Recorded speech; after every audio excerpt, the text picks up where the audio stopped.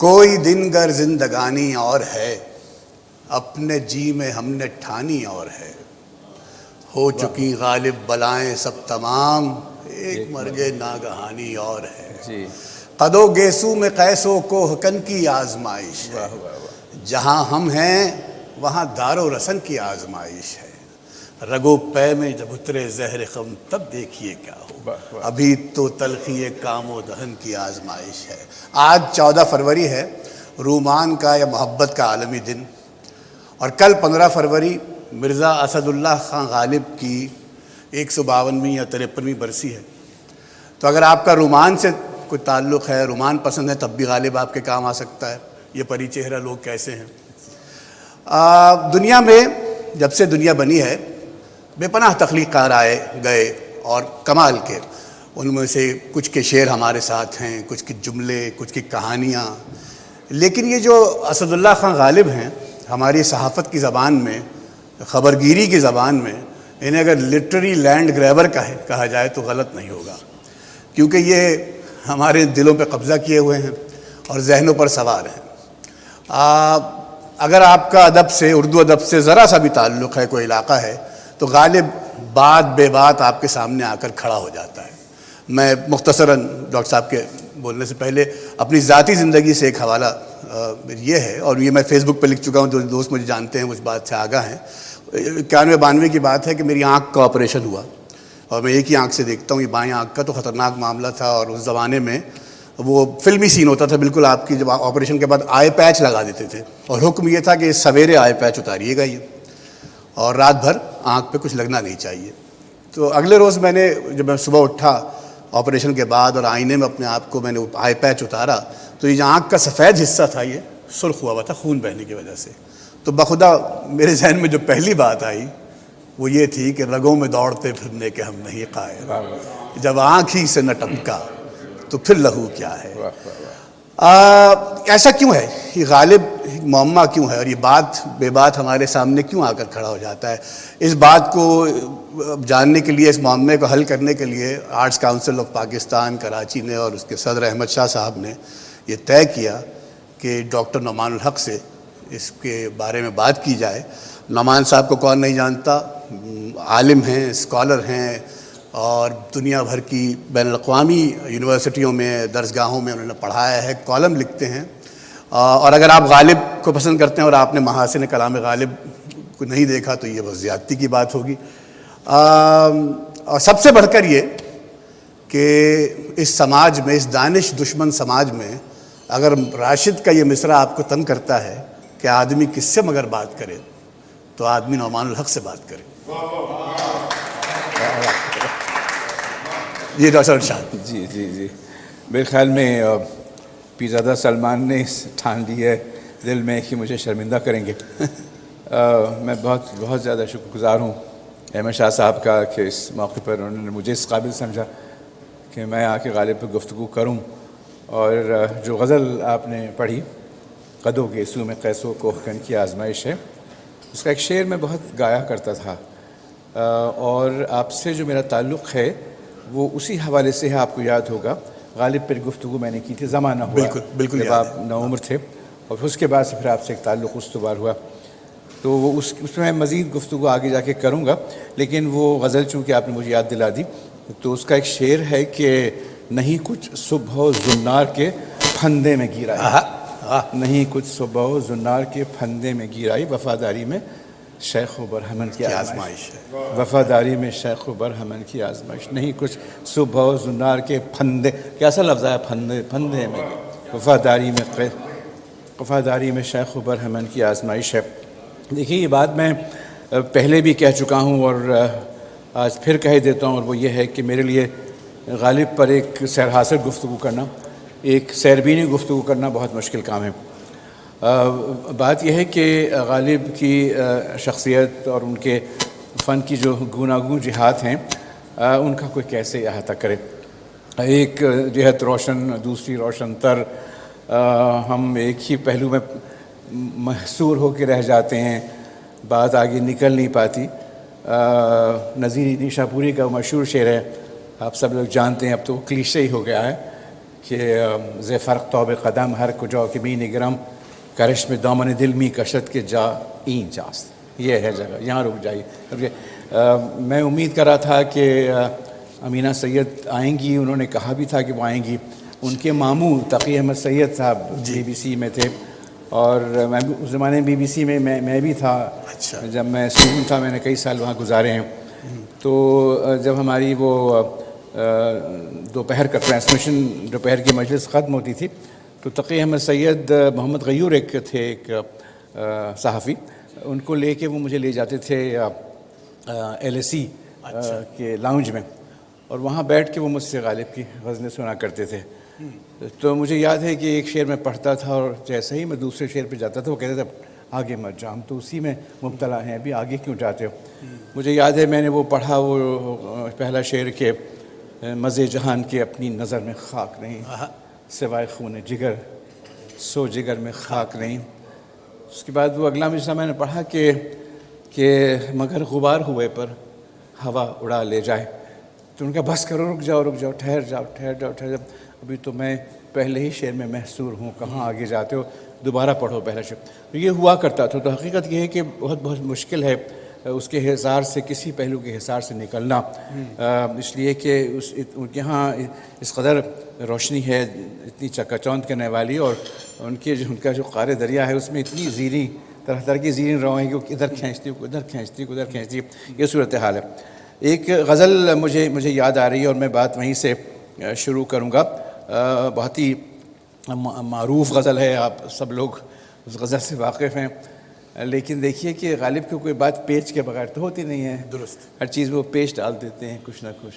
ان کی عقل مندی، ان کی تعقل پسندی اور ان کی چالاکیاں تو کمال کی ہیں. وہ غزل ہے کہ آپ سب لوگ جانتے ہیں، جور سے باز آئے پر باز آئیں کیا، جور سے باز آئے پر باز آئیں کیا، کہتے ہیں ہم تجھ کو منہ دکھلائیں کیا. اب آپ دیکھیے کہ آئے اور آئیں، جور سے باز آئے پر باز آئیں کیا، آئے اور آئیں، ایک تصرف سے کیسے معنی آباد کر دیے. اور جب میں نے یہ غزل پہلے پڑھی تھی تو میں پڑھ نہیں پا رہا تھا کہ کہنا کیا چاہتے ہیں، جور سے باز آئے پر باز آئیں کیا. اب آئے اور آئیں کے ساتھ جو تصرف ہوا ہے اس سے کس قدر پہلو پیدا کر دیے ہیں، اور کیسی ہنر کاری ہے یہ. جور سے باز آئے پر باز آئیں کیا، کہتے ہیں ہم تجھ کو منہ دکھلائیں کیا. اور آپ کو یاد ہے لاگ ہو تو اس کو ہم سمجھیں لگاؤ، جب نہ ہو کچھ بھی تو دھوکہ کھائیں کیا. اب لاگ اور لگاؤ یہاں دیکھیے، اور پھر اس کا مقطع جو کہ کثرت استعمال سے تھوڑا سا ہلکا ہو گیا ہے. میں ایک بات کہنا چاہتا تھا احمد شاہ صاحب سے کہ غالب کو پڑھنے کی لائسنس جاری ہونا چاہیے، ہر ایک کو اجازت نہیں ہونی چاہیے، ہر ایک کو اجازت نہیں ہونی چاہیے غالب کو پڑھے، اس کے لیے لائسنس ہونا چاہیے، اس کے لیے اہل ہونا چاہیے. اتنا یہ پڑھا گیا یہ شعر کہ اس کی حیثیت لوگوں نے گھٹا دی ہے. اور وہ یہ ہے، پوچھتے ہیں وہ کہ غالب کون ہے، پوچھتے ہیں وہ غالب کون ہے، کوئی بتلاؤ کہ ہم بتلائیں کیا. اور یہاں بھی بتلاؤ اور بتلائیں، وہی بتلاؤ کہ ہم بتلائیں کیا. تو عجز بیان کا یہی مرحلہ حقیقت مجھے درپیش ہے کہ میں کیا بات کروں. ایک بات جو میں نے آپ کے سامنے بیان کی تھی بہت عرصہ پہلے، اور غالب کی جو خصوصی صفات ہیں، یونیکنس ان کی، جس سے وہ یعنی پوری دنیا ادب میں ممتاز ہو جاتے ہیں، وہ یہ ہے کہ غالب کے ہاں جو بالکل پیش پا افتادہ حقائق ہیں ان کو ایک آفاقی رنگ مل جاتا ہے. بالکل زندگی کی معمولہ حقائق کو ایک آفاقی مفہوم عطا کر دیتے ہیں. اب دیکھیے کہ مثلاً ہم سب جانتے ہیں کہ ہم سب اس بات سے واقف ہیں کہ میں دیکھ لوں یہ صفحہ یہ رہ گیا جی، کہ وہ جب جلتی ہوئی لکڑی پر پانی ڈالا جاتا ہے تو اس میں سے آواز تو آتی ہے نا، ہم سب یہ دیکھتے ہیں. دیوار پر چھت ڈالی جائے تو وہ جھک جاتی ہے نا، اس میں خم آ جاتا ہے، رکوع کی حالت میں چلی جاتی ہے. ہم سب جانتے ہیں کہ اگر روشنی پیچھے سے ڈالی جائے تو سائے سے سر پاؤں سے آگے نکل جاتا ہے. سیلاب آ کر گزر جائے تو جالیوں میں کچھ جھاگ بھی رہ جاتی ہے نا. کاغذ جلتا ہے تو اس میں سے طرح طرح کے ستارے نمودار ہوتے ہیں. اور اگر شبنم کا قطرہ کانٹے پہ جھول رہا ہو رقص کر رہا ہو تو وہ گر ہی جاتا ہے، واہ، یہ بھی ہم جانتے ہیں۔ اب دیکھیے کیسے اس کو انہوں نے مفہوم عطا کیا ہے، اس سے کیسے آفاقی مضامین پیدا کیے ہیں۔ آگ سے پانی میں بجھتے وقت اٹھتی ہے، بعد سے پانی میں بجھتے وقت آتی ہے سطح، ہر کوئی درماندگی میں نالے سے دو چار ہے، کیا کہنے، ہر واہ، کوئی واہ، درماندگی میں نالے سے دو چار ہے۔ اور اب دیکھیں کہ ہوئی ہے مانع ذوق تماشا خانہ ویرانی، ہوئی ہے مانع ذوق تماشا خانہ ویرانی، کفِ سیلاب باقی ہے برنگ پنبہ روزن میں، کفِ سیلاب باقی ہے برنگ پنبہ روزن میں۔ اب دیکھیے کہ برنگ کاغذ آتش زدہ نیرنگ بیتابی، برنگ کاغذ آتش زدہ نیرنگ بیتابی، ہزار آئینہ دل باندھے ہے بالے یک تپیدن پر، ہزار آئینہ دل باندھے ہے بالے یک تپیدن۔ بالکل سامنے کی بات ہے، کاغذ جلتا ہے تو جب اس کا شعلہ بجھنے لگتا ہے تو ہزار ستارے نمودار ہوتے ہیں، چھوٹی سی بات ہے، عام حقیقت ہے، اس سے کیسا ایک کائناتی مفہوم پیدا کیا۔ اور وہ ہے نا کہ لرزتا ہے میرا دل زحمت مہر درخشاں پر، لرزتا ہے میرا دل زحمت مہر درخشاں پر، میں ہوں وہ قطرہ شبنم کہ ہو خار مغیلاں پر یا خار بیاباں پر۔ اچھا ایک چیز اور میں حیران ہوتا تھا دیکھ کے کہ وہ ہمارے پسلیوں کے پیچھے جو دل ہے، قلب ہے، تو اس کا جو سرا ہے، نوک ہے اس کی، پیک اس کی وہ نیچے ہوتی ہے نا، حقیقتاً ہوتی ہے، اور یعنی اتنی ژرف نگاہی کہ ان کو معلوم ہے کہ یوں ہوتا ہے۔ اس سے پھر دیکھیے مفہوم کیسا نکالا ہے کہ بساط عز میں تھا ایک دل یک قطرہ خون وہ بھی، بساط عز میں تھا ایک دل یک قطرہ خون بھی، سو رہتا ہے بانداز چکیدن سر نگوں وہ بھی، سو رہتا ہے بانداز چکیدن سر نگوں وہ بھی۔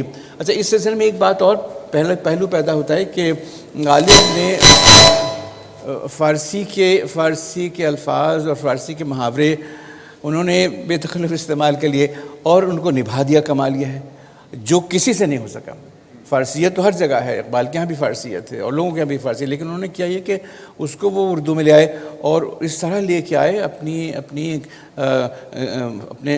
اپنے فن کی عظمت کی وجہ سے کہ وہ نبھ گئے۔ اب دیکھیے کہ جیسے میں نے کہا بانداز چکیدن کا لفظ ہے نا کہ رہتا ہے بانداز چکیدن، یہ بس جب ٹپکنے والا ہی ہے، بس جب گرنے والا ہی ہے۔ بساط عز میں تھا ایک دل یک قطرہ خون وہ بھی، سو رہتا ہے بانداز چکیدن سر نگوں وہ بھی، نفس انجمن آرزو سے باہر کھینچ، نفس کھینچنا، نفس انجمن آرزو سے باہر کھینچ، اگر شراب نہیں انتظار ساغر کھینچ ہے، نفس انجمن آرزو سے باہر کھینچ، اگر شراب نہیں انتظار ساغر کھینچ۔ اور دیکھیں کہ مجبوری و دعوائے گرفتاری الفت دستے تہ سنگ آمدہ پیمان وفا ہے، دستے لے کے آگے دستے سے یہ جو انہوں نے کیا۔ اچھا ایک بات اور بھی اس سلسلے میں آپ سے عرض کر دوں کہ فارسی والوں کے یہاں کبھی ایسا نہیں ہوتا کہ مصدر کی جمع بنائی جائے، کیونکہ مصادر جو ہیں وہ سب کے سب افعال ہیں، وربس ہیں، کھانا پینا سونا جاگنا، خواندن اور آمدن اور رفتن، یہ سب وربس ہیں، ان کی جمع نہیں بنائی جا سکتی، جمع تو بنتی ہے ناؤنس کی اسما کی، لیکن انہوں نے بنا دی۔ اور میں نے اس پر خاصی تحقیق کی اور سوائے بے دل کے کسی کے یہاں یہ چیز نہیں ہے۔ بے دل کیا ہے؟ آمدن ہو، رافتن ہو، اس کو اردو میں کیسے کہیں گے؟ آنیاں جانیاں کہیں گے، آنیاں کیا کہیں گے اس کو؟ اب دیکھیے کہ غنچتا شگفتن ہا، غنچتا شگفتن ہا برگ عافیت معلوم، باوجود دل جمعی خواب گل پریشان ہے۔ جی یہ شگفتن ہا کی میں بات کروں کہ شگفتن ہا کر دیا، غنچتا شگفتن ہا برگ عافیت معلوم، باوجود دل جمعی خواب گل پریشان ہے۔ تو یہ جو شرارت ہے کہ فارسی کے مصدر کی جمع بنا دی، یہ کسی نے بھی نہیں کیا، اور اتنی ہمت کسی کو بھی نہیں ہوئی۔ اچھا اور آپ دیکھیے کہ جیسے کہ میں نے ابھی شعر پڑھا نا کہ ہزار آئینہ دل باندھے بالے یک تپیدن، یک تپیدن، اس کو یک کیا، اس کے سنگولر بنایا. حالانکہ تپیدن جو ہے وہ مصدر ہے، یہ جلنا عمل، اس کو انہوں نے سبسٹینٹیو نام بنا دیا بالے یک تپیدن پر. جیسے کہ وہ بھی ہے نا بالکل شروع میں کہ کاؤ کاوے سخت جانی ہائے تنہائی نہ جانی ہاں کاؤ کاوے سخت جانی ہائے تنہائی نہ پوچھ، صبح کرنا شام کا لانا ہے جوئے شیر کا.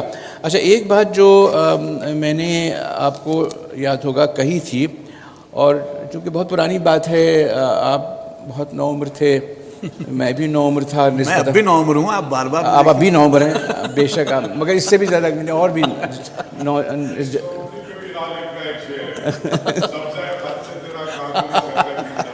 جی یہ زمرد بھی حریف دم افعی نہ ہوا. اس وقت تو بالکل ہی آپ سبز آغاز نوجوان تھے. تو اور یوں ہی پھر آپ سے میری دوستی ہوئی تھی.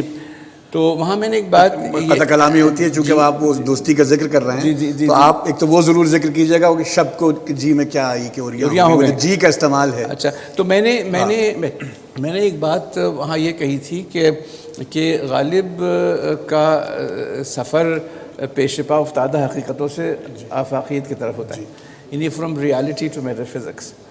اور شیکسپیئر کا الٹا ہوتا ہے کہ شیکسپیئر کے ہاں میٹر فزکس سے وہ ریالٹی کی طرف آتے ہیں. یہ ایک عجیب دلچسپ بات ہے کہ وہ یعنی وہ ایک کاسمک رول لے کر کے اس کا پھر اپلیکیشن ہوتا ہے کسی خاص particular per.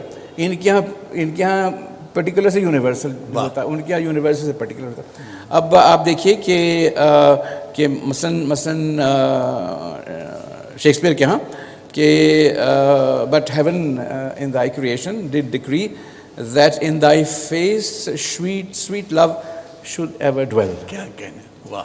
But heaven in thy creation did decree that in thy face sweet love should ever dwell. How like Eve's apple doth thy beauty grow.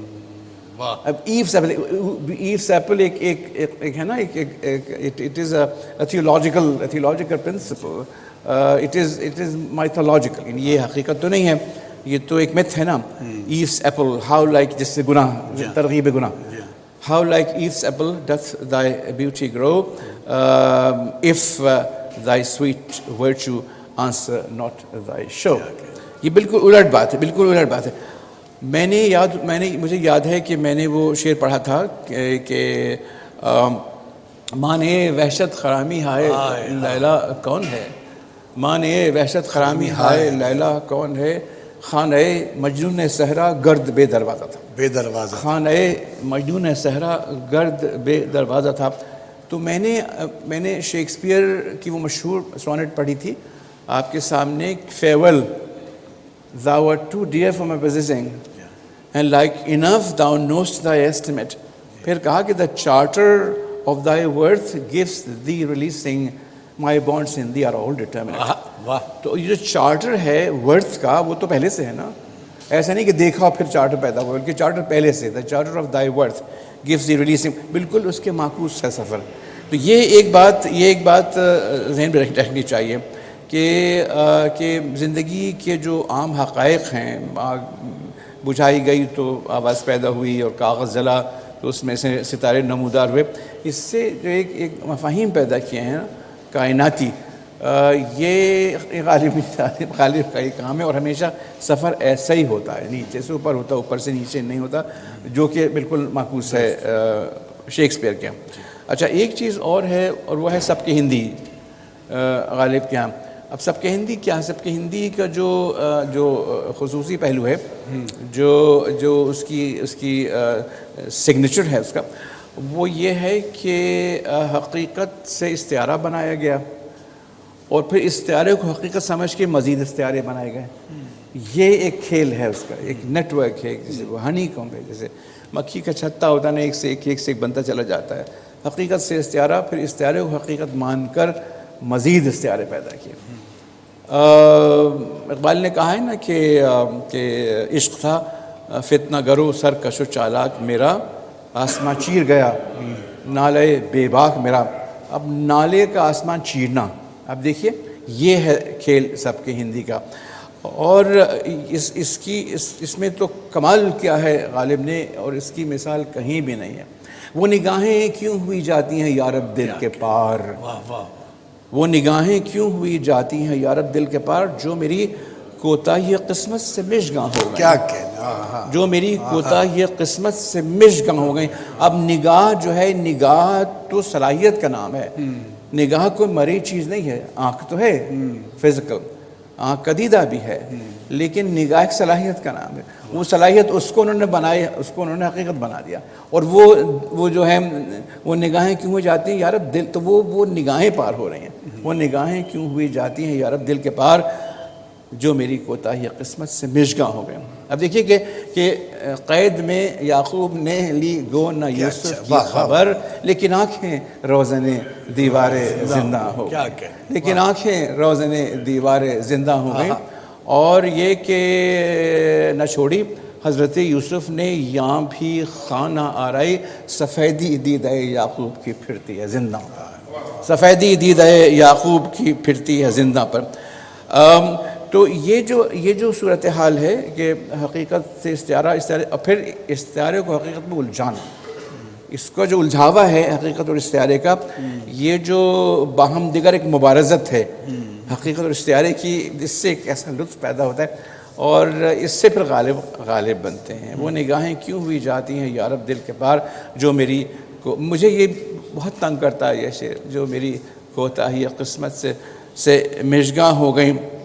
ایک چیز اور میں آپ کو بتاؤں کہ ہمارے جو ابراہیمی جو ادیان ہیں ان میں خدا غیب میں ہے۔ اچھا، تو اب قدیم زمانے میں خداؤں کے بت بنتے تھے اور ان کے پورٹریٹ بنتے تھے، اب اس سے محروم ہو گئے ہم۔ اب خدا کا بت تو نہیں بن سکتا، نہ خدا کو مصور کیا جا سکتا ہے، تو کیا ہوا یہ کہ ہمارے یہاں پورٹریچر صفحہ کرتاس سے اور پتھر سے نکل کے شاعری میں چلا گیا، تو یہاں سراپا نگاری شروع ہوئی، یہاں پیکر سازی شروع ہوئی۔ اور یہ پیکر سازی غالب نے کی۔ اور ایک عجیب بات یہ ہے کہ غالب کبھی اپنے محبوب کو دیکھ نہیں سکے، اس لیے کہ وہ محبوب، اگر محبوب حقیقی ہے تو اس کا تو دیدار ممکن نہیں ہے، اس کا تو دیدار ممکن نہیں، نہ اس کا سراپا بنانا ممکن ہے، کوشش تو ہو سکتی ہے لیکن وہ ممکن نہیں ہے۔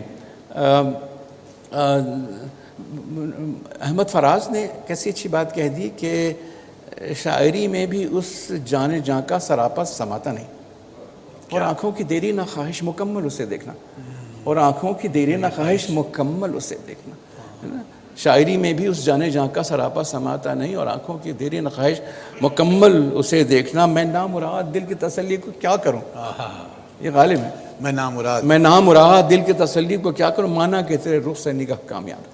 واہ، مستی سے ہر نگاہ تیرے رخ پر، نظارے نے بھی کام کیا وہاں نقاب کا، مستی سے ہر نگاہ تیرے رخ پر بکھر گئے۔ اس پر میں ایک اور پہلے سے گفتگو کرنا چاہتا ہوں اس شعر کے اوپر۔ جی، اب دیکھیے کہ وہ جو کھیل ہے سب کے ہندی والا، واہ کر دیے ہیں شوق نے بندے نقاب حسن، غرض نگاہ اب کوئی حائل نہیں رہا، غرض نگاہ اب کوئی حائل نہیں، جو وسیلہ ہے دیدار کا وہی حائل ہو رہا ہے۔ واہ، کیونکہ ہم تو بغیر وسیلے کے دیکھنا چاہتے ہیں، مگر نگاہ تو وسیلہ بن گئی نا، تو وسیلہ بھی رکاوٹ بن گیا۔ واہ کر دیے ہیں شوق نے بندے نقاب حسن، غرض نگاہ اب کوئی حائل نہیں رہا۔ اور یہ کہ ہوئے اس مہر وش کے جلوے تمثال کے آگے، پرفشاں کیا، پرفشاں جوہر آئینے میں مثل ذرہ روزن میں۔ اب دیکھیے روزن سے جب وہ شعاع نکلتی ہے سورج کی، تو اس میں ذرے رقص کرتے نظر آتے ہیں نا، یہ ایک مشاہدہ ہے، اس سے دیکھیے کیسا نکالا ہے مفہوم، کیسا مفہوم نکالا ہے کہ ہوئے اس مہر وش کے جلوے تمثال کے آگے، پریشاں جوہر آئینے میں مثل ذرہ روزن میں۔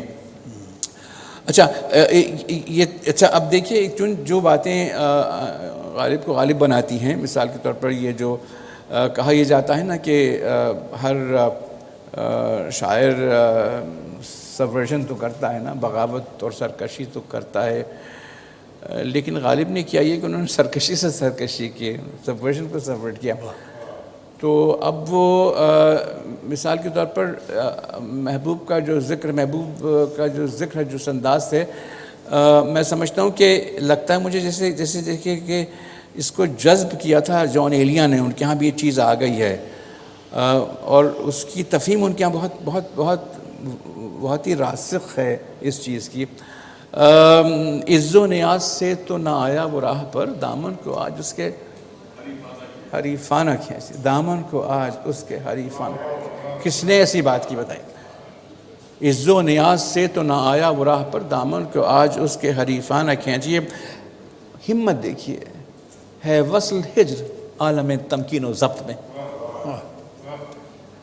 ہے وصل ہجر عالم تمکین و ضبط میں، معشوق شوق و عاشق دیوانہ چاہیے، معشوق شوق و عاشق دیوانہ چاہیے.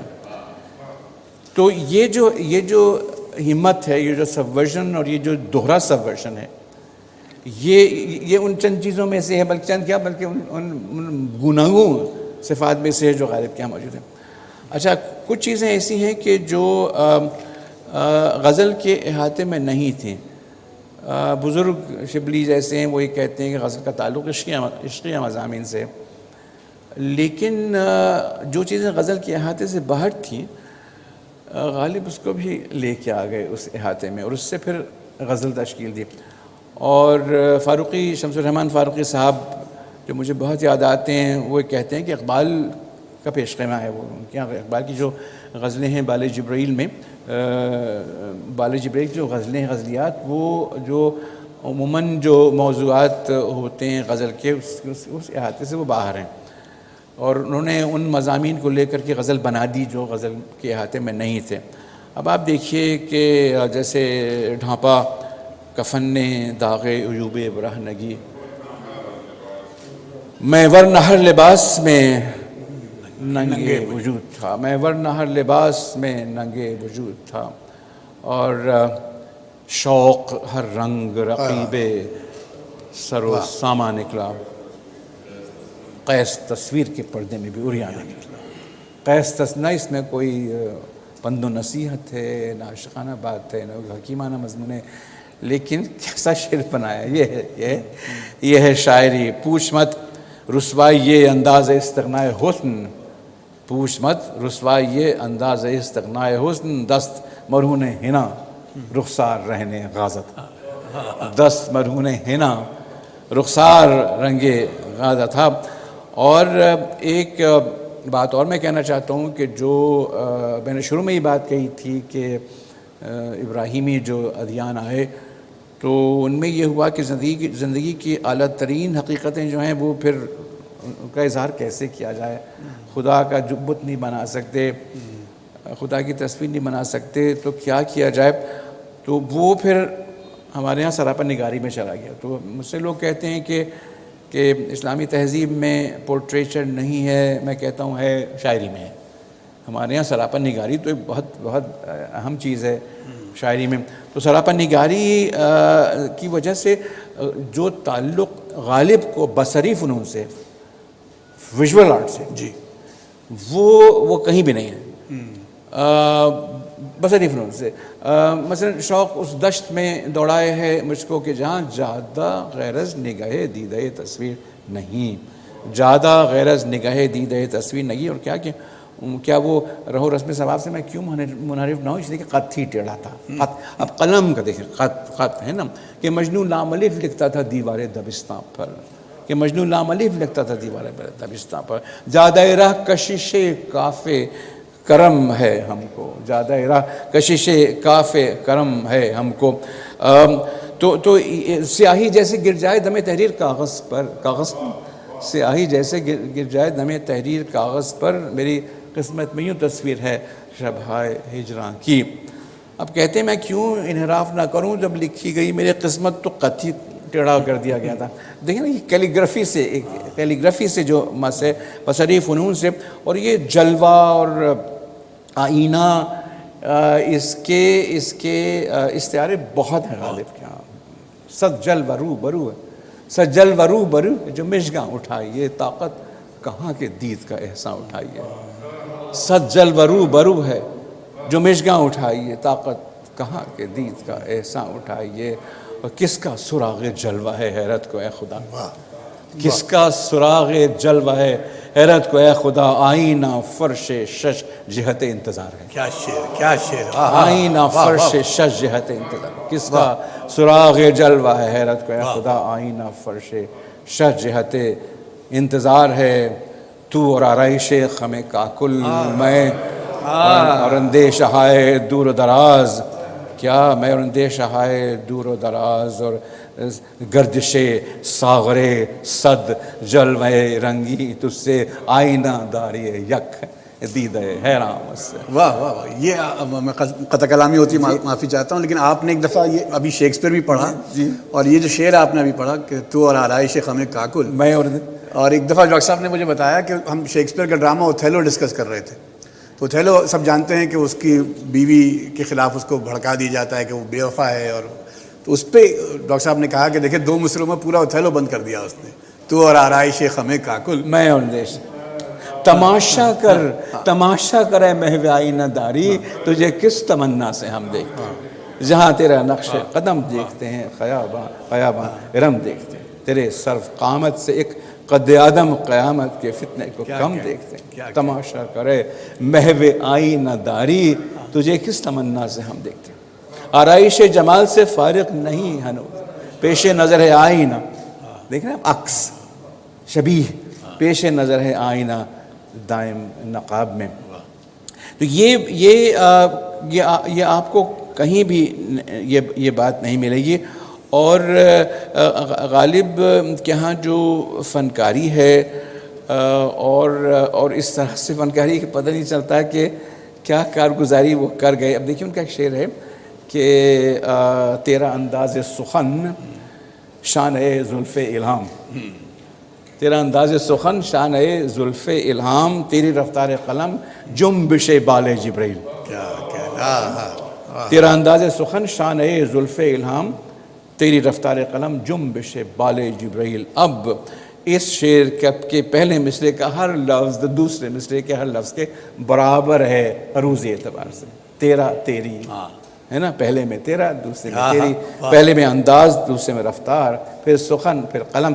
کیسی صنعت ہے یہ، ہر لفظ مساوی ہے دوسرے لفظ کے، اور پتہ ہی نہیں چلتا کہ ایسا شعر نکالا ہے، اس میں کسی طرح کی آورد نہیں معلوم ہوتی۔ یہ ہے تخلیق کاری، یہ ہے اعجاز۔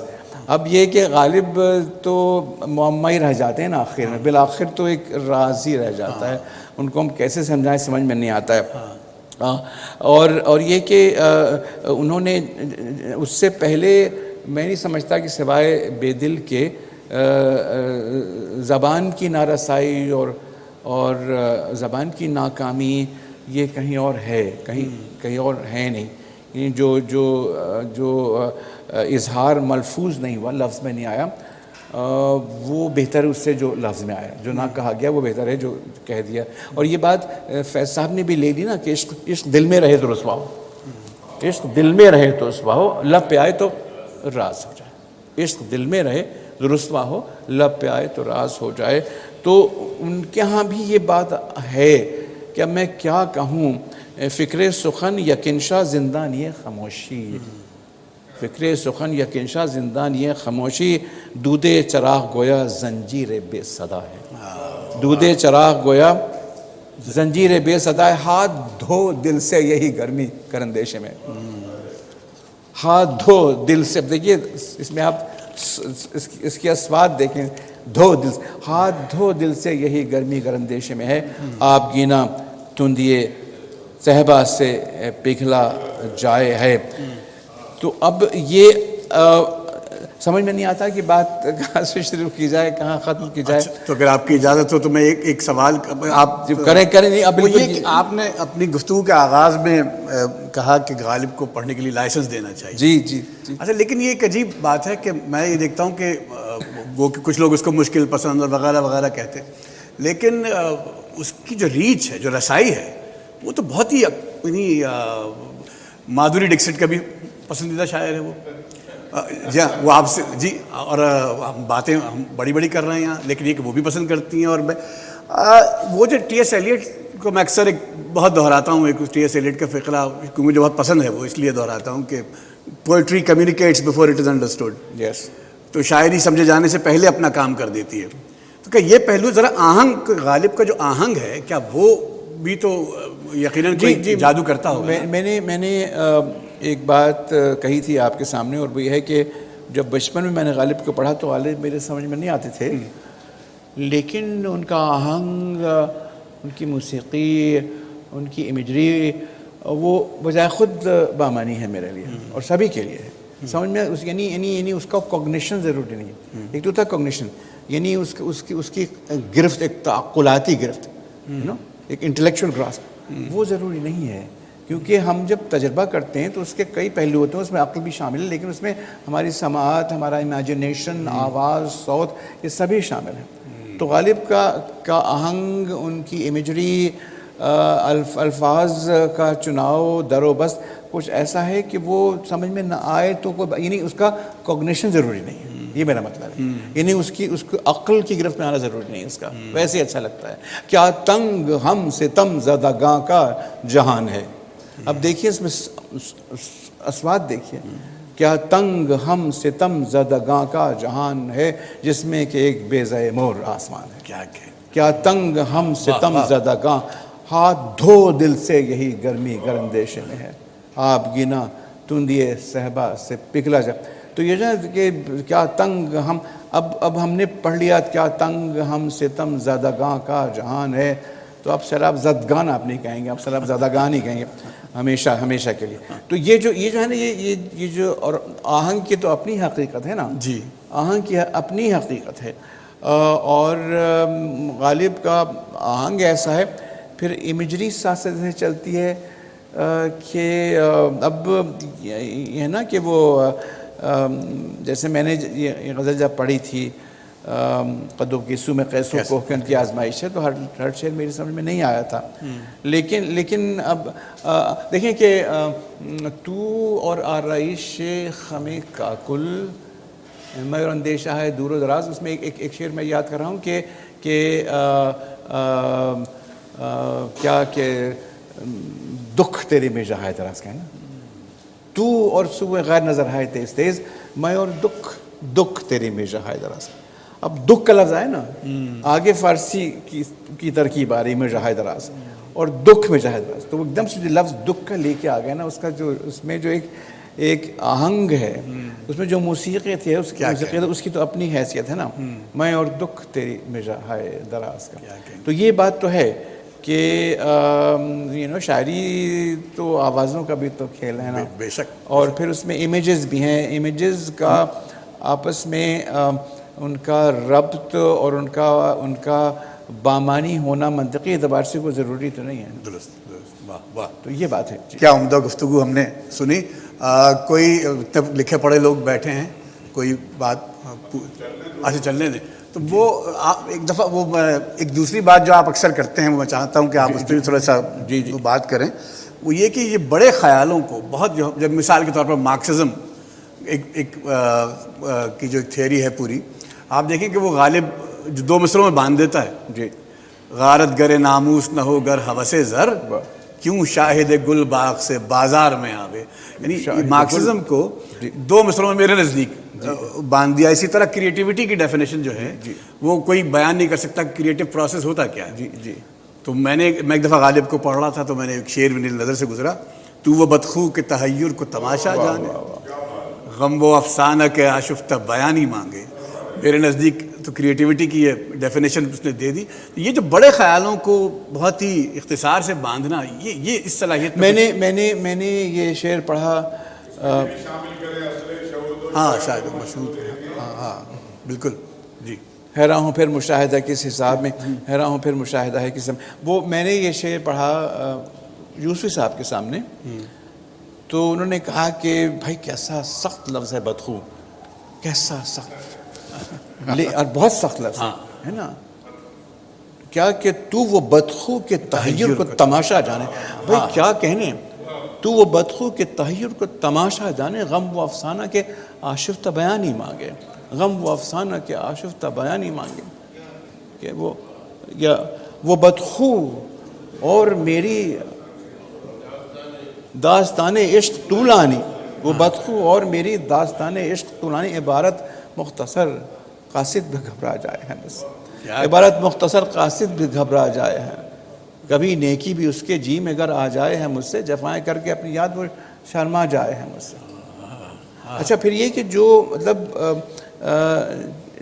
چیزوں کو معکوس کر دینا، چیزوں کو جو معکوس کرتے ہیں نا غالب، کہ جمود کا مطلب ہے حرکت، حرکت مطلب جنود، زیادہ ہونے کا مطلب ہے کم ہونا، کم ہونے کا مطلب ہے زیادہ ہونا، یہ ایک عجیب و غریب بات ہے، اور اسی وجہ سے ہم لوگوں کو وہ بہت عصری جدید معلوم ہوتے ہیں نا، کہ وہ بے اعتدالیوں میں سبک سب بے ہم ہوئے، جتنے زیادہ ہو گئے اتنے ہی کم، جتنے زیادہ ہر قدم دور یہ منزل ہے نمایاں مجھ سے، ہر قدم دور یہ منزل ہے نمایاں مجھ سے، میری رفتار سے بھاگے بیاباں، کیا کہنے، ہر قدم دور یہ منزل ہے نمایاں مجھ سے، میری رفتار سے بھاگے بیاباں مجھ سے، کہ مانے دشت نوردی کوئی تدبیر نہیں، ایک چکر ہے میرے پاؤں، ایک چکر ہے میرے پاؤں میں زنجیر نہیں، مانے دشت نوردی کوئی تدبیر نہیں، ایک چکر ہے میرے پاؤں میں زنجیر نہیں۔ تو جہاں زنجیر محبوس کرنے کے لیے پیدا کی گئی، اس سے کیا کہنے، حرکت تو بند نہیں ہوئی نا، حرکت تو پھر بھی ہوئی، جور سے محبوب باز آیا تو جور افزون ہی کر دیا، یہ کہا ہم منہ کیا دکھائیں، تو لیجیے اب ہم اس کے دیدار سے بھی محروم ہو گئے، واہ ہے نا، تو افزون ہی الٹ گیا نا، جتنے زیادہ ہو گئے اتنے ہی کم ہوئے۔ اچھا ایک موضوع جس پر کم یہ بہت کم خال بات ہوتی ہے، میرے خیال ہے وہ بھی ہو جائے تو اچھا، اب ساری باتیں ہو رہی ہیں، جی جی، وہ یہ کہ غالب کی ذاتی زندگی، جی اور ہمارے ایک دوست ہیں شاید بیٹھے ہوئے امتیاز، ہمارے کرائم رپورٹر ہیں ڈان کے، وہ ایک دن مجھ سے کہنے لگے کہ یار تم غالب کرتے ہو، یہ تو سامراج کا آدمی تھا، جی، اچھا دربار بھی جاتا تھا، لارڈ میکلیوڈ کے لیے بھی شعر کہیں، جی لارنس کے لیے بھی شعر کہیں، جی، یہ کیا معاملہ ہے؟ جی جی، دیکھیں بات یہ ہے کہ زندگی تو غالب کو گزارنی تھی نا، زندگی تو ان کو بہرحال گزارنی تھی، اور سمجھدار آدمی تھے، چھپ کے جوا بھی کھیلا اور شراب بھی پی، قید میں بھی گئے، کھل کے شراب پی، شراب کے لیے قرض بھی لیا،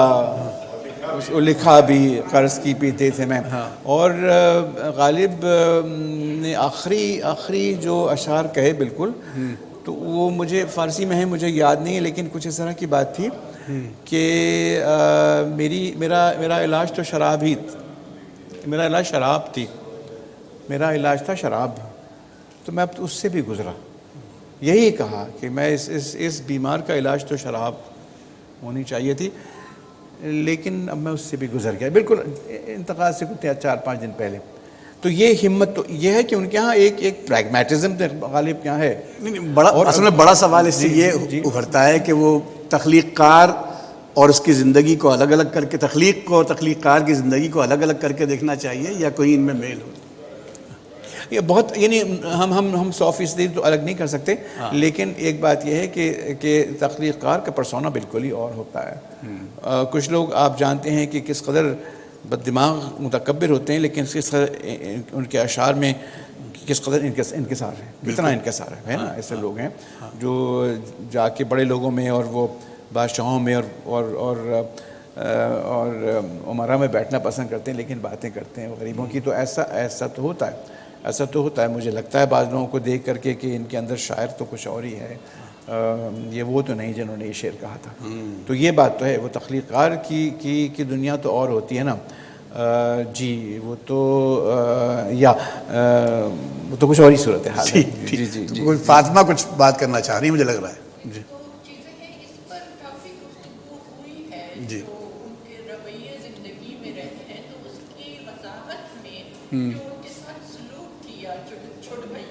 ہاں جی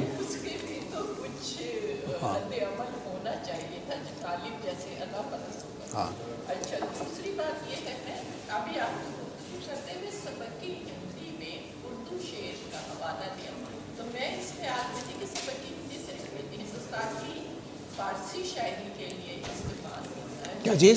سبق ہندی، سب کے ہندی، جی جی جی، تو سبق سبق ہندی جو ہے وہ ہندوستان کے جو شعراء فارسی میں شاعری کر رہے تھے اس کے لیے استعمال ہوتا ہے، لیکن ابھی آپ نے غالب کی اردو شعر کا حوالہ دیا، جی تو کیا اردو شاعری کے لیے بھی جی میں نے کہا نا کہ سب کے ہندی جو ہے وہ ایک خاص کھیل ہے استعاروں کا، اور اس کا یہی تو امتیاز ہے کہ حقیقت کو استعارے میں الجھا دیا جائے اور پھر استعارے کو حقیقت سمجھ کے مزید استعارے نکالے جائیں، ہے نا. اب جیسے حارث خلیق کے ہاں بھی یہ بات ہے، اور تو اور وہاں تک ہے کہ وہ پتنگ کٹی تو اس کی پلکوں سے الجھ گئی. اب پتنگ تو پلکوں سے نہیں الجھ سکتی ہے نا، وہ ممکن نہیں ہے.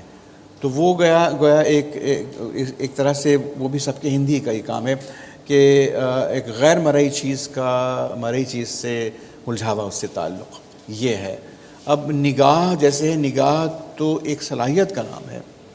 نگاہ آنکھ کو تو نہیں کہتے ہیں، آنکھ تو ہے ایک ٹھوس مادی چیز. نگاہ ایک صلاحیت ہے. اگر میری آنکھ نکال دی جائے میرے جسم سے تو وہ دیکھ نہیں سکتی نا، تو ایک صلاحیت ہے. تو یہ کہنا کہ وہ نگاہیں کیوں ہوئی جاتی ہیں یارب دل کے پار، نگاہ کیسے دل کے پار ہوگی، آپ سمجھ نہیں. تو اس کو گویا حقیقت سمجھ کے، کیونکہ وہ حقیقتاً ایک مادی چیز ہے اور اس میں وہ ساری صفات موجود ہیں جو مادے میں ہوتی ہیں. یہ ہے سب کے ہندی، یہ کھیل ہے استعاروں کا، اور یہ خاص بات ہے ہماری غزل کی، یہ خاص بات ہے. جی اب کیا کہ وہ جی آنکھوں سے لگایا ہے کبھی دست صبا کو، آنکھوں سے لگایا ہے کبھی دست صبا کو، ڈالی ہیں کبھی گردن مہتاب میں بائیں. فیض صاحب نے تو بہت کیا نا، یہ تیری یاد نے ہاتھ رکھ دیا، دل کے رخسار پہ تیری یاد نے ہاتھ رکھ دیا، ہے نا. جوان رات کی پراسرار شاہ رہوں، چلے جو یار تو دامن پہ کتنے ہاتھ پڑے. تو پراسرار شاہراہیں وہ کہاں سے ہو گئی؟ رات کی شاہراہیں. شاہراہ رات کی تو نہیں ہوتی ہے، لیکن اس کو حقیقت بنا کے اس کی شاہراہ بنا دی. جوان رات کی پراسرار شاہراں، وہ کتنا خوبصورت ہے یہ، ہے نا. تو رات کے پیچ و خم ستاروں سے زینہ اترے. تو پیچ و خم ستارے جو ہیں نا، اس کا رات کا اترنا، زینہ یہ سب غالب کا اثر ہے. غالب کے ہاں ایک طرح سے خود کلامی بھی ہے، اور خود کلامی جدید نظم میں آئی ہے، اپنے آپ سے بائی. یعنی غالب کو بعض دفعہ تنہائی میں پڑھنا پڑتا ہے اور کئی بار پڑھنا پڑتا ہے. مشاعروں والی، اب یہ مشاعروں کا شعر تو نہیں ہے نا کہ کہا جائے کہ وہ کس کا سراغ جلوہ حیرت کو ہے خدا، آئینہ فرش شش جہت انتظار ہے. اس کو مشاعرے کا شعر تو نہیں ہے. اس پر وہ یوسفی صاحب نے کہا تھا کہ جو شعر 10,000 لوگوں کو مشاعرے میں ایک یکدم سمجھ میں آ جائے وہ شعر تو نہیں، کچھ اور ہو سکتا. میں کچھ کہنا چاہ رہا تھا. ایک بات صرف ابھی واضح کروں اسی میں کہ اگر استعاروں کا یہ اظہار جو آپ نے کہا ہے یا استعمال اردو میں بھی ہے تو وہ سب کی ہندی ہے. جی ہے. کیونکہ میرے ذہن میں یہ تھا کہ صرف وہ جو فارسی یعنی اب مسکی کے سوال تب میں واجد صاحب کو دے دیں، پھر ہم پروگرام ختم کرتے ہیں. احمد شاہ صاحب، واجد صاحب کچھ کہنا چاہ رہے ہیں؟ جی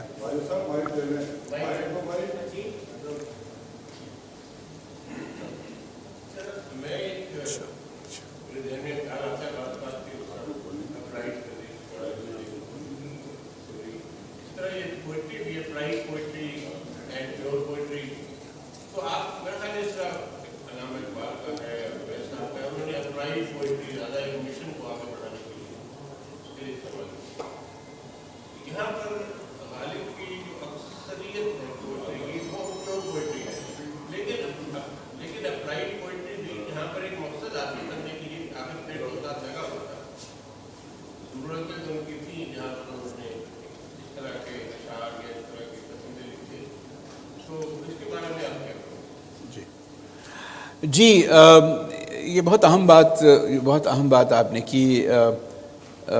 کسی نے مجھ سے یہ کہا، یعنی وہ اقبال کی تنقید میں یہ بات کہی کہ Iqbal tells you to think and tells you what to think. ایک جملہ شامل کر لیجئے، اقبال کی شاعری امکانات کی شاعری نہیں ہے. نہیں خیر وہ it'll be too much. جی کہ وہ he tells you to think and tells you what to think. Ghalib tells to think but does not tell you what to think. یہ ہے نا کہ راہی اپنی راہ لے گا, کھل گیا آگے جو ہو سو جہاں بھی جائے. تو یہ ہے کہ اس میں کوئی یعنی کوئی متعین اس کی منزل نہیں ہے, بلکہ ایک ہوتا ہے ٹو سیٹسفائی امیجنیشن, ایک ہوتا ہے ٹو لیبریٹ امیجنیشن. تو غالب یہاں امیجنیشن کا لیبریشن ہے, کھلتا ہے وہ, اس کی تسکین صرف نہیں ہے بلکہ اس کے امکانات روشن ہو جاتے ہیں. تو یہ بات تو آپ کی درست ہے. جی وہ نوجوان پیچھے کچھ کہنا چاہتے. جی ارے واہ واہ واہ. پشاور یونیورسٹی سے اپنا نام بتائیے. ڈاکٹر اویس کرنی. جی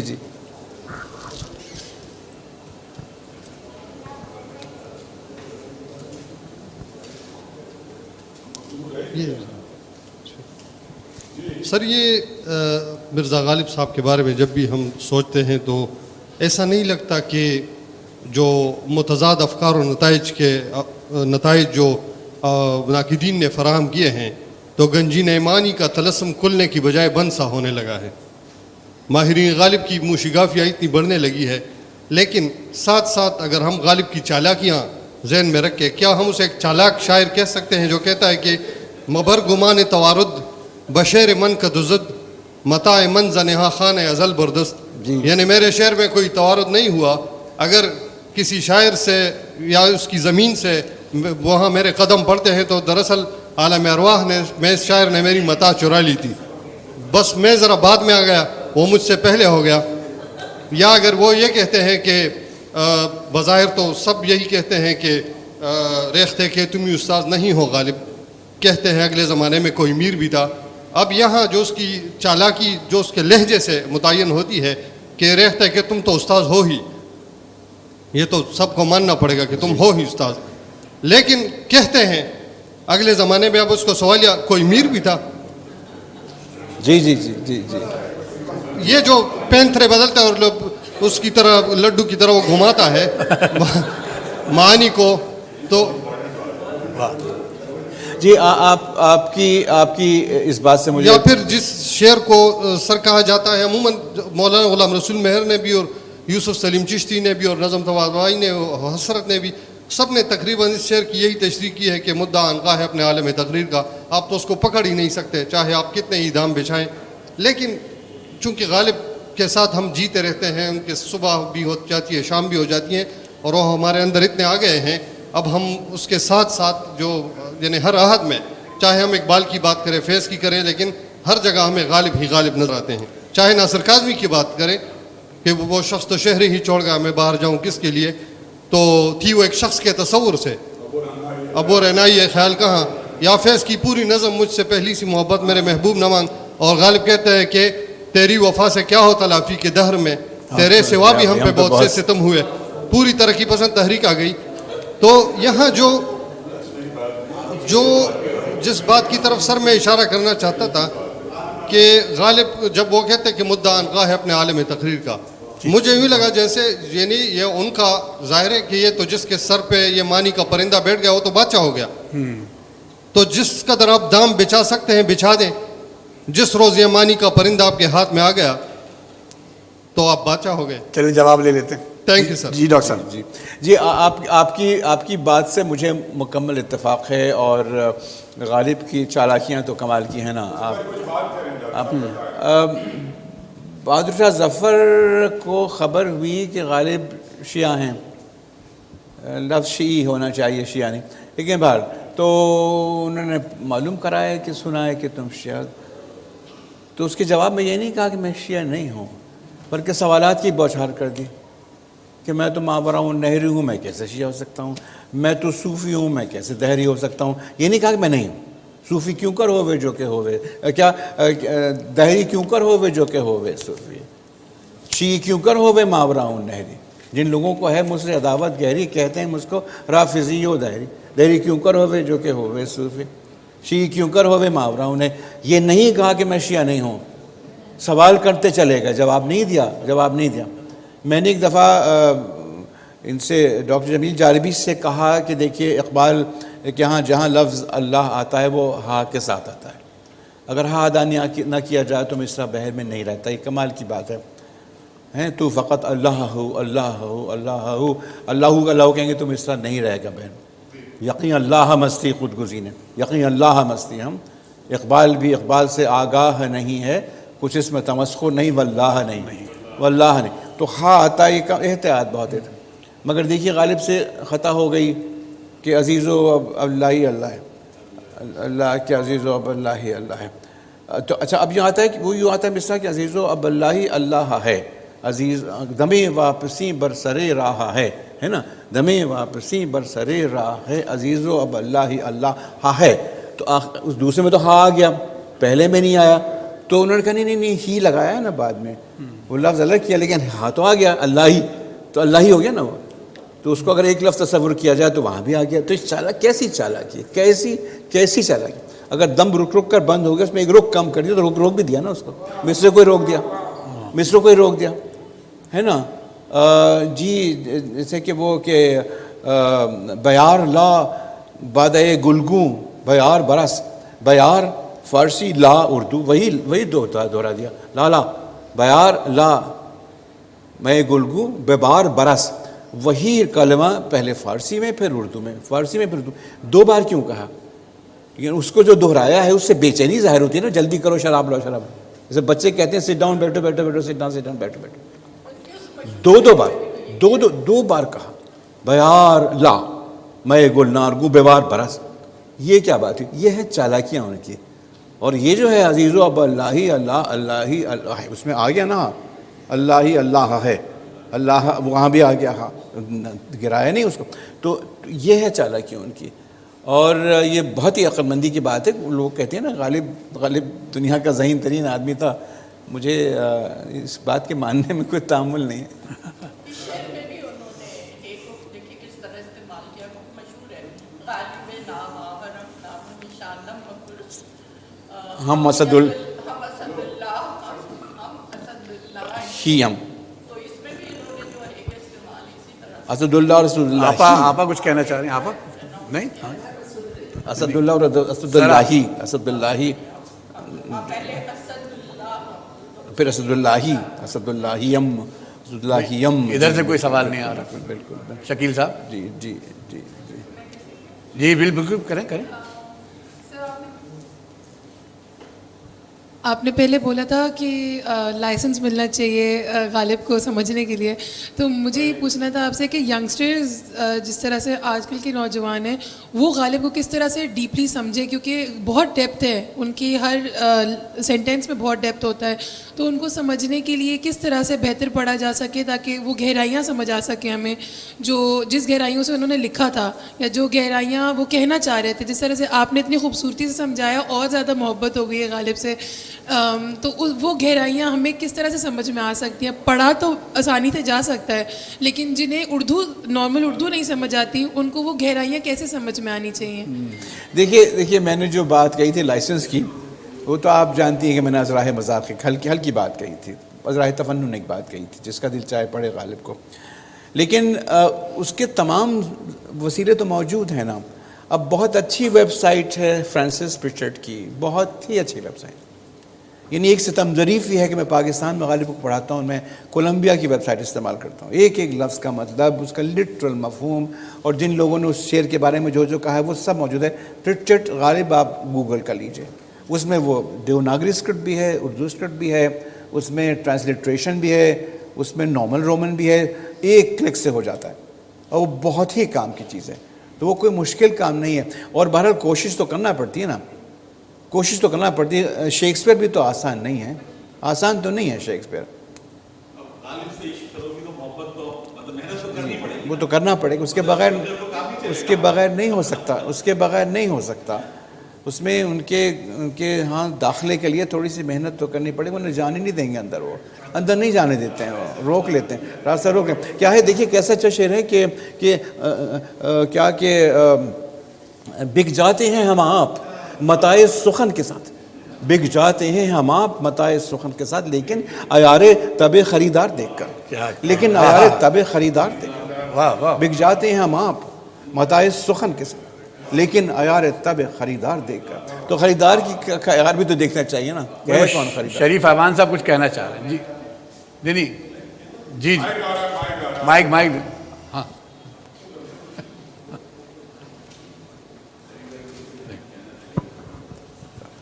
بہت ماشاءاللہ مبارک ہو اور بہت شکریہ آپ کا کہ اتنا اس قدر فکر انگیز بات ہوئی آپ دونوں صاحبوں کی طرف سے. ڈاکٹر صاحب یہ جو غالب کی ذکاوت پر بات ہو رہی ہے، میں یہ پوچھنا چاہوں گا کہ آخر یہ سوچ کے بتایا جائے کہ آخر غالب خود اپنے معاملے میں کس بات پہ راضی ہیں. اردو شاعری کو تو وہ مانتے نہیں، فارسی ہمیں آتی نہیں، لیکن خود فارسی کے بارے میں بھی ان کا کہنا یہی تھا کہ شعر خود خواہش آنکھ کرد کے گردد فن ماں نہ بودیں بدی مرتبہ راضی غالب. تو سوال یہ پیدا ہوتا ہے کہ آخر اس کلام جو کلام ہم تک پہنچا ہے اس کے پیچھے اور کیا چیز تھی جو کہ غالب کے مد نظر رہی ہوگی؟ کہاں جانا چاہتے تھے وہ؟ کیسے اچھی آڈینس ہے. جی دیکھیے یہ جو کہا ہے نا فارسی کے بارے میں کہ اردو میرے لیے، اردو میں رنگ میرا ہے نہیں، فارسی پڑھو، تو اس کو معتبر نہیں سمجھنا چاہیے. شاعر کا اپنے کلام کے بارے میں کہا ہوا معتبر نہیں ہوتا ہے. ایک واقعہ نقل کیا ہے حالی سے فاروقی صاحب نے کہ انہوں نے وہ مولانا فضل خیر آبادی سے کہا کہ یہ شعر میں غالب کے پاس لے کے گیا تو انہوں نے بالکل غلط معنی بیان کیا. اب کیا کروں؟ تو ان کا یہ کیوں؟ تو ان کا جن شاعر کا یہ شعر میں ان کے پاس لے کے گیا تو انہوں نے کچھ اور معنی بیان کیے، خود شاعر نے کچھ اور معنی بیان کیا، غالب نے یہ معنی بیان کر دی. تو مولانا نے کہا کہ تو اگر جن کا یہ شعر انہوں نے یہ معنی سمجھیں تو بڑی غلطی کی ہے. یہ تفہیم غالب میں ہے، یہ تفہیم غالب میں ہے. اور یہ بات یعنی آپ جانتے ہیں کہ فوکو، ڈیراغا سب کچھ یہ بات یہ کہتے ہیں نا کہ work of art has its own will, its own. میرے جب وہ بات نکل گئی نا، شعلے سے مثل شرر ٹوٹ کے آوارہ نہ رہے، ہے نا، تو وہ جب ٹوٹ گیا شعلے سے تو پھر اس کی اپنی زندگی ہو گئی. مجھ سے ایک بات نکل گئی، میں نے لکھ دی، تو اب آپ اس کے مالک ہیں، میں نہیں ہوں. اور میں خود اپنے آپ کو ڈھونڈتا ہوں اس تحریر میں بعض دفعہ کہ میں نے کیسے بات کہی، کیوں کہی، کہاں سے بات آ گئی. تو یہ ہے کہ اس کی اپنی ایک زندگی ہوتی ہے، ایک آٹونمی آف آرٹ، آٹونمی آف آرٹ. اس کی خود مختاری، اس کی خود مختاری ایک چیز ہے، تو اس کی تو خود مختاری ہو جاتی ہے.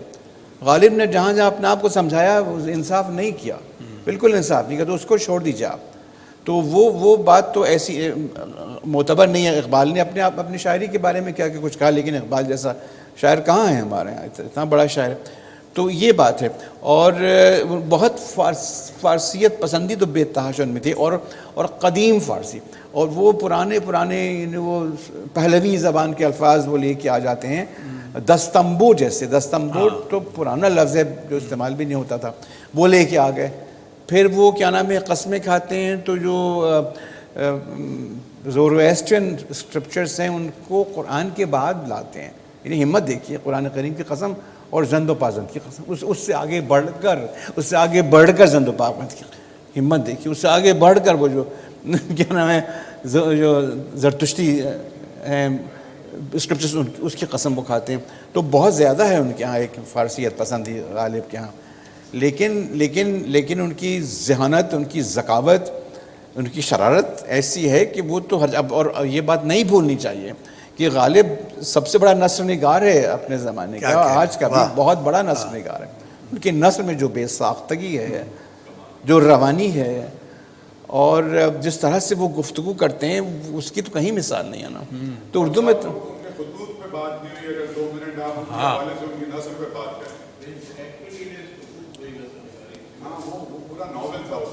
جی بالکل.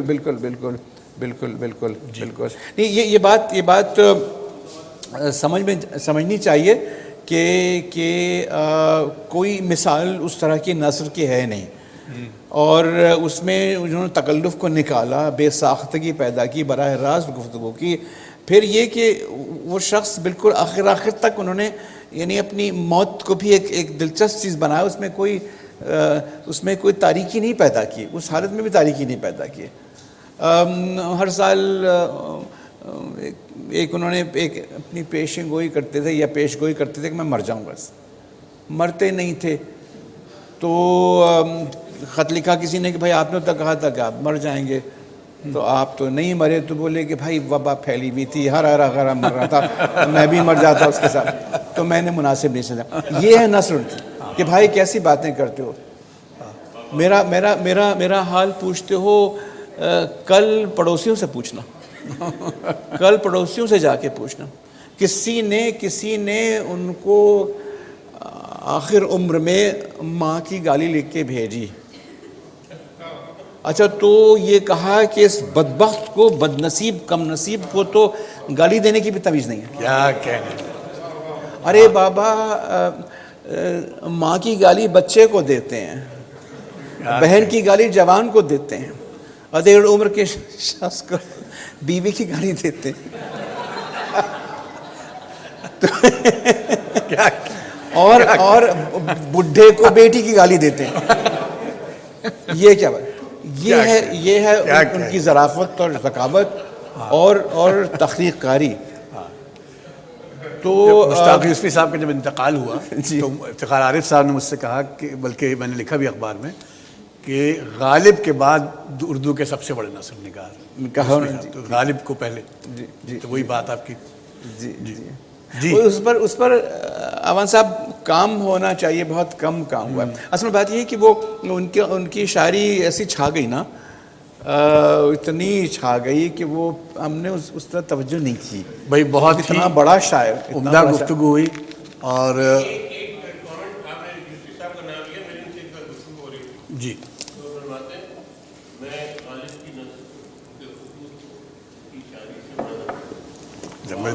کی مرضی ہے. یوسفی صاحب چونکہ نثر کے آدمی تھے, شاعری کے آدمی نہیں تھے, تو اسی لیے یہ بات کر سکتے.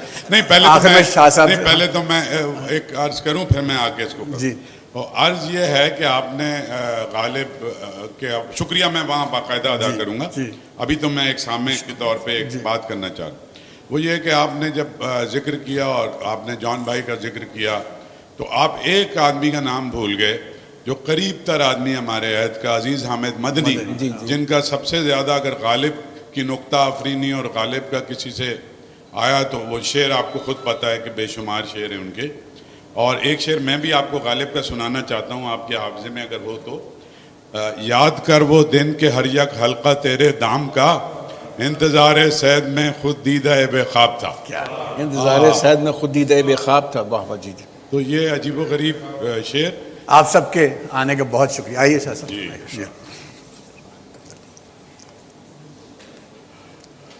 میں بہت شکر گزار ہوں ہمارے عہد کے نامور اسکالر اور کلاسیکی ادب پر جن کا بہت کام ہے اور عالمی طور پر معروف ہیں اور مشکل پسند آدمی ہیں. اسی لیے, اور غالب کو چونکہ وہ جو پہلے بات انہوں نے لائسنس کی تھی وہ اسی حوالے سے تھی جس پہ وہ ایک سوال بھی آیا. لائسنس کا مطلب یہی ہے کہ کچھ جستجو اگر ہو تو پھر غالب کے دروازے کھلنے لگتے ہیں. تو غالب کی برسی کا موقع تھا, پیرزادہ سلمان سے فون پہ بات ہوئی, اور پھر ہم نے بہت سوچا کہ ہم کریں کیا. غالب کا پروگرام تو کرنا چاہتے ہیں, لیکن آدمی, وہ غالب کا مصرع ہے کہ آدمی کم وقت کوئی کام کا لایا کرو.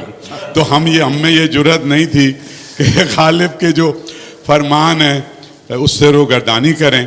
تو ہم بڑے خوش نصیب ہیں کہ ڈاکٹر نعمان الحق ہمارے درمیان موجود ہیں, اللہ انہیں سلامت رکھے. میں بہت شکر گزار ہوں آرٹس کاؤنسل کی گورننگ باڈی کی جانب سے, آپ سب کی جانب سے, اپنی جانب سے, اور اس کے ساتھ ساتھ ہمارا ایک بہت خوبصورت انگریزی اردو کا شاعر اور شاندار قسم کا صحافی, جس نے صحافت کی آبرو تھوڑی بہت جو رہ گئی ہے جس کی وجہ سے قائم ہے, پیرزادہ سلمان کے, اس نے بھی ہمیں وقت دیا. اور اس طرح کا ایک لیکچر کا سلسلہ انشاءاللہ چلتا رہے گا. ویسے تو کل فیض صاحب کی سالگرہ بھی تھی, لیکن اب وہ فیض صاحب بھی ایسے آدمی نہیں ہے کہ انہیں بھگتا دیتے. پھر ڈاکٹر نعمان الحق میں ایک ٹکٹ سے ہم 2 مزے بھی نہیں لینا چاہ رہے تھے. تو انشاءاللہ یہ سلسلہ بھی جاری رہے گا. اور آپ سب جو تشریف لائے غالب کی محبت میں اور ڈاکٹر صاحب کی محبت میں اور لٹریچر کی محبت میں, آپ کا بہت شکریہ. ایک سادہ سی چائے کی پیالی آپ کے لیے حاضر ہے. ڈاکٹر صاحب بہت نوازش. حاضر ہوتا